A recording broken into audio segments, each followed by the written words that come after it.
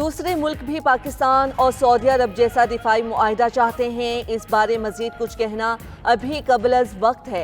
नायब वज़ीर आज़म इसहाक डार की लंदन में गुफ्तगू, कहा सऊदी अरब से मुआहिदा एक रात में नहीं तय पाया, इसमें कई माह लगे। वज़ीर आज़म की मुशीर राना सनाउल्लाह ने कहा कि एक मुल्क एटमी कुव्वत, दूसरा मुआशी तौर पर मजबूत तरीन है। भारत पाकिस्तान पर हमला करेगा तो उसे पता है ये सऊदी अरब पर हमला होगा। इसराइल ने सऊदी अरब पर हमला किया तो पाकिस्तान इसका भरपूर जवाब देगा। जारहियत करने वाले अपना नुकसान नहीं करवाना चाहते तो हमला करने का ना सोचें। वज़ीर दिफा ख्वाजा आसिफ ने कहा, सऊदी अरब से दिफाई मुआहदे की कोई खुफिया शराइत नहीं। मुआहदे से भारत को होने वाली परेशानी फितरी है। दीगर खलीजी ममालिक के लिए भी दिफाई मुआहदे का दरवाज़ा खुला है। जलालपुर पीरवाला में मोटरवे M5 का एक और हिस्सा सैलाब में बह गया। हुकाम के मुताबिक मोटरवे का मशरकी हिस्सा शिगाफ पड़ने से मुतासिर हुआ। सतलुज का पानी शदीद बहाव से दरियाए चनाब की जानिब बहने लगा। दूसरी तरफ दरियाए सिंध में सैलाबी पानी तेजी से कम होने लगा। सखर और गुड्डू बैराज पर पानी का बहाव 5 लाख क्यूसिक से कम हो गया।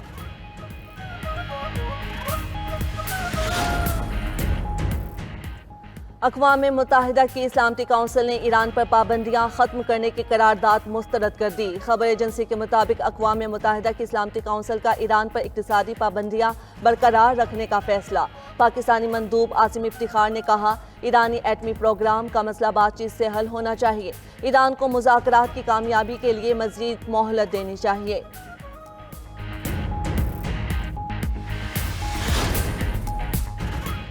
बगराम एयरबेस छोड़ना शर्मनाक मरहला था। एयरबेस वापस लेने के लिए अफगानिस्तान से मुज़ाकरात जारी हैं। अमरीकी सदर ट्रंप की मीडिया से गुफ्तगू, कहा जो बाइडन ने 350 अरब डॉलर यूक्रेन जंग में झोंक दिए। हम यूक्रेन जंग में असलहा बेचकर पैसा कमा रहे हैं। चीनी सदर भी चाहते हैं यूक्रेन जंग खत्म हो। टिकटॉक डील मंजूर करने पर चीनी सदर का शुक्रिया अदा करते हैं। उधर अफगान हुकूमत ने बगराम एयरबेस वापस लेने से मुतल्लिक अमरीकी सदर का बयान मुस्तरद कर दिया।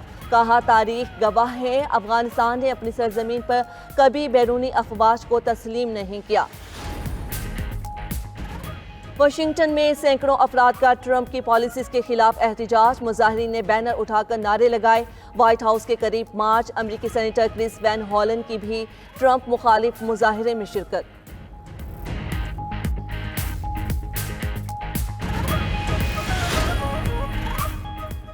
इसराइली फौज गजा शहर के वस्त तक पहुंच गई। फलस्तीनियों को गजा शहर का 82% हिस्सा खाली करने की धमकी दे दी। गजा सिटी से अब तक 4.5 लाख फलस्तीनी इंखला कर चुके। काबिज फोर्सेस की वहशियाना बमबारी, मजीद 35 अफराद शहीद। पुर्तगाल का फलस्तीनी रियासत को तस्लीम करने का ऐलान।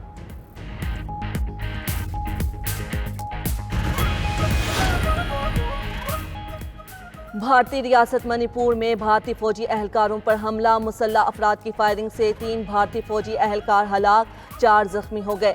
मणिपुर के जिला बिश्नोपुर में मुसल्लह अफराद ने एहलकारों को ले जाने वाली गाड़ी पर हमला किया।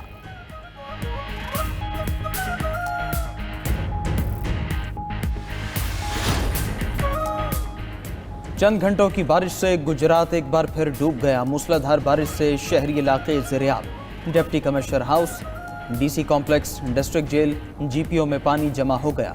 खारियां, लाला मूसा, जलालपुर जट्टा, कुंजा और मंगवाल में भी बारिश। सरगोदा में भी मूसलाधार बारिश से जलथल एक हो गया। निशेबी इलाके ज़ेरियाब आ गए। गली मोहल्ले तालाब बन गए। फैसलाबाद में भी अबर करम खुलकर बरसा।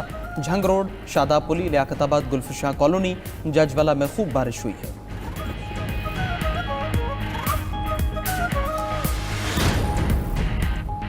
GHQ हमला केस में बानी PTI की वीडियो लिंक से पेशी। दौरान समाअत इंसदाद दहशतगर्दी अदालत रावलपिंडी ने बानी PTI को सियासी गुफ्तगू से मना कर दिया। बानी PTI का केस की वीडियो लिंक के जरिए अदालती कार्रवाई का बाइकॉट। बानी PTI की हिदायत पर उनके वकला भी अदालत से चले गए। कहा कि बानी का हुक्म है, हम इस अदालती कार्रवाई का हिस्सा नहीं बनेंगे। अदालत ने वकला के जाने के बाद इस्तकासा के 2 गवाहान की शहादत कलमबंद कर ली। बानी PTI को ज़ाती हैसियत में पेश करने की दरख्वास्त खारिज। GHQ हमला केस की मजीद समाअत 23 सितंबर तक मुलतवी।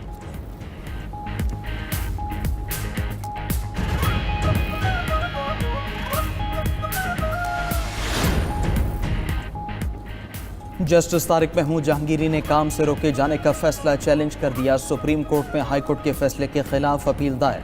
जस्टिस तारिक महमूद जहांगीरी ने मौक़िफ़ इख्तियार किया। कि जज को फ़राइज़ की अंजाम दही से नहीं रोका जा सकता। हाईकोर्ट का मुतनाज़ा हुक्म मुअत्तल किया जाए। इस्लामाबाद हाईकोर्ट के 5 जजेस ने चीफ जस्टिस के इख्तियारात व इक़दामात भी चैलेंज कर दिए।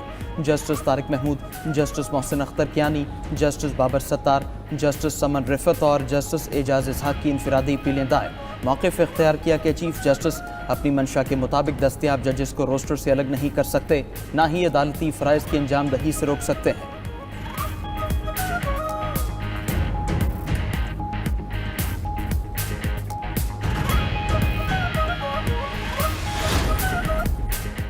तुर्की और मिस्र का 13 साल बाद मुश्तरका फौजी मशकें करने का ऐलान। 22 सितंबर से दोनों ममालिक की फ़ज़ाई और बहरी मशकों का आगाज़ होगा। 2013 में दोनों ममालिक के ताल्लुकात कशीदा हो गए थे। गजा की जंग और बहीरा अहमर की सिक्योरिटी जैसे अवामिल ने दोनों ममालिक को एक दूसरे के करीब कर दिया।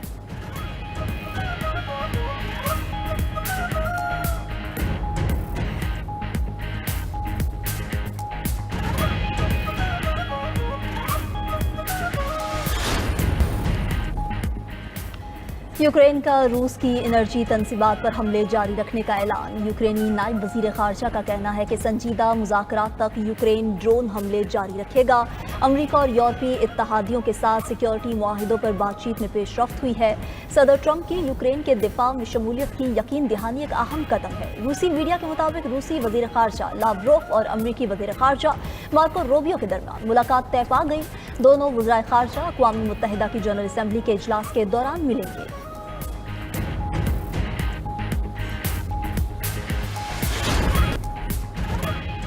अमरीकी सदर डोनाल्ड ट्रंप और चीनी सदर शी जिनपिंग के दरमियान टेलीफोनिक राबिता। गैर मुल्की मीडिया के मुताबिक दोनों सदूर के दरमियान टिकटॉक, टैरिफ और दीगर मौज़ूआत पर तबादला ख्याल हुआ। अमरीकी सदर ट्रंप ने कहा, चीनी सदर के साथ बातचीत नतीजा खेज रही। टिकटॉक डील की मंजूरी समेत दीगर अहम मामलात पर पेशरफ्त की।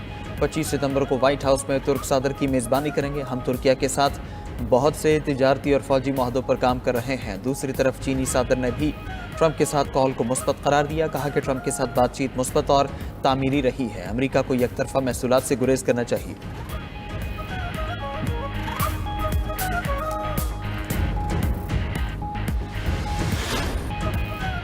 इसराइली फौज टूटने के करीब है। साबिक अमरीकी वज़ीर ख़ारजा कॉलिन पॉल के चीफ ऑफ स्टाफ और साबिक अमरीकी कर्नल लॉरेंस विल्करसन का इंटरव्यू। कहा कि सियासी एतबार से नेतन्याहू को शिकस्त हो चुकी है। अक्सर इसराइली फौजी अपनी फौज के इक़दामात को जालिमाना समझते हैं। इसराइली फौज में ज़हनी बीमारी और ख़ुदकुशी की शरह बुलंद हो चुकी।